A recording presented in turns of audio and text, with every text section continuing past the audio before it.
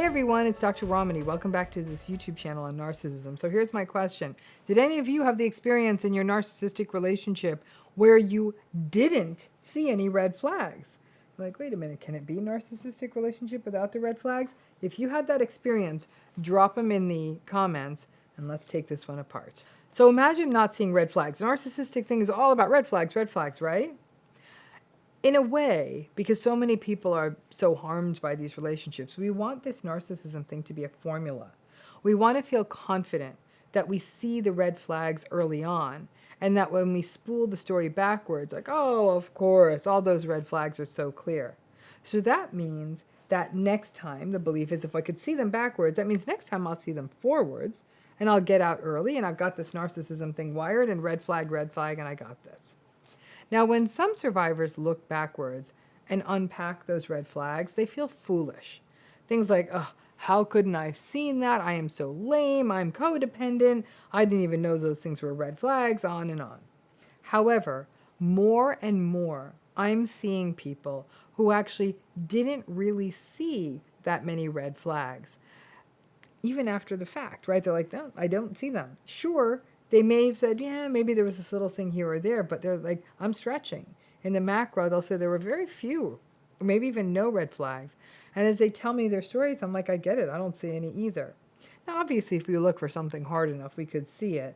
But I'm going to tell you there were so few red flags in some of these stories. I don't know in real time that they would have ever seen what was happening as red flags, because they really weren't. And in these situations, you may be wondering, well, if there were no red flags, what went down? Well, something finally does go down, as it does in narcissistic relationships, and it's often a betrayal or a double life kind of thing. You find out they were cheating, or you find out they were doing shady business stuff or shady stuff with family money, but all the while they were lavishing their lives, or even you, with gifts and money. You may find out they're already married, that kind of thing. So there's no red flags.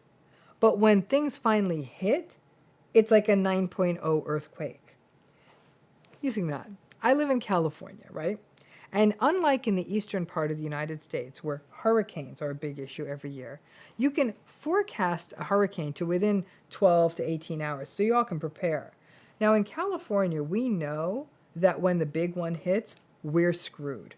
There is no preparation, the ground will shake, everything is going to collapse, a lot of people are going to die, and that's going to be that.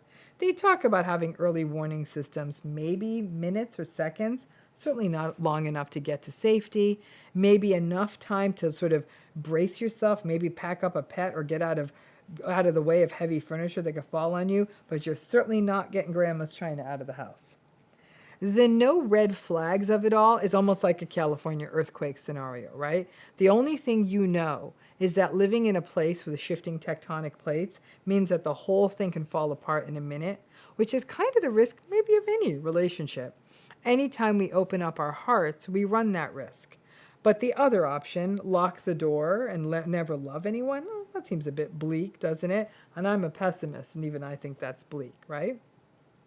So how could it be a situation where there's no red flags, okay? Like I said, let's talk about a few reasons. I hinted at some of these. One is that them having a double life means that they're actually able to regulate their tension by having their needs met all the time. So narcissistic folks are masterful at compartmentalization. That's why they are such good cheaters and liars. While they're with their other person or their one-night stand, they aren't thinking about you. Interestingly, when they're thinking about you, there's a lot of time they may not be thinking about the other person. They really can do that. It's chilling, but true. So as a result, kind of all of their needs are being met all the time. They are successfully running whatever hustle they're running, their needs are being met, and so as a result, you may not see the kinds of rages and tantrums and sensitivities that often pop up as red flags. If they do have another life or other aspects of life that you are not privy to, then it may mean actually that your relationship is running pretty damn smoothly until they get found out. For some reason, the other life pops out, but that may not happen for months or even years. The second way that you miss these red flags is you don't spend that much time with them. For example, this could happen in a long distance relationship or a relationship in which you're both very busy. As a result, it's hard to get sort of a full look at them. And if they see you infrequently, then those encounters may kind of have a love-bombed vibe for a long time. And you don't see the red flags, maybe, until you start spending more time together. The third reason, number 3, is not all red flags are created equal. Some are a bit pink or faded red, while others are neon red flags.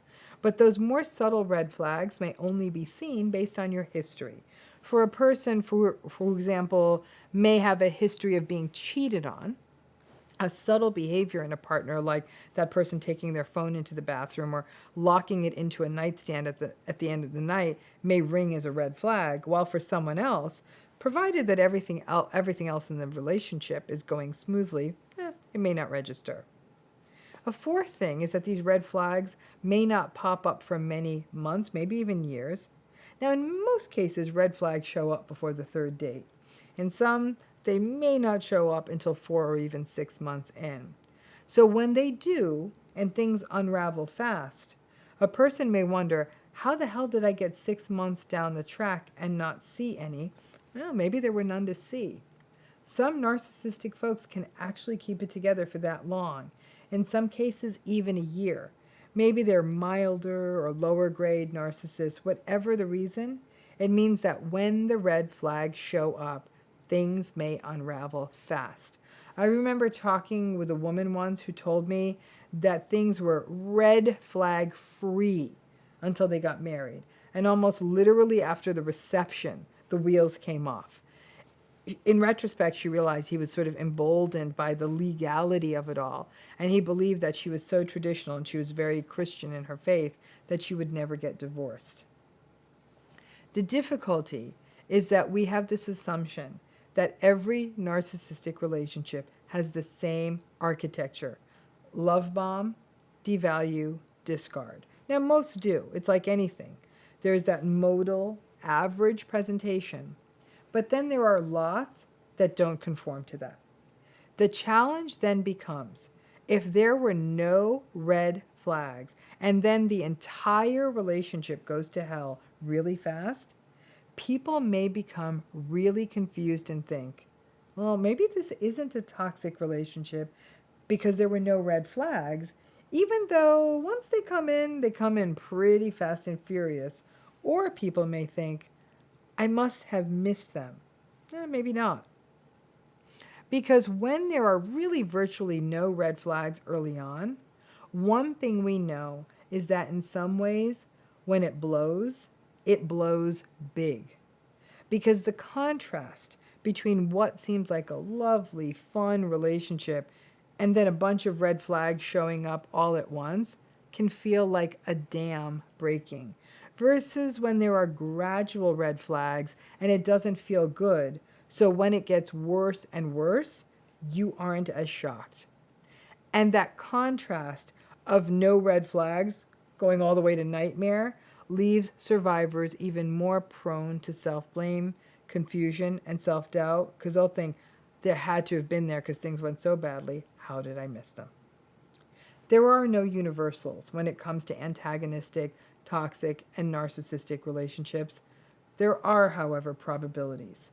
But for those of you who are scratching your heads and wondering, how did this relationship go so wrong so fast? What the hell did I miss?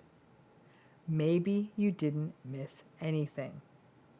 And I am so sorry if that happened to you, because a gradual disaster feels much more manageable than having your life turned upside down all at once.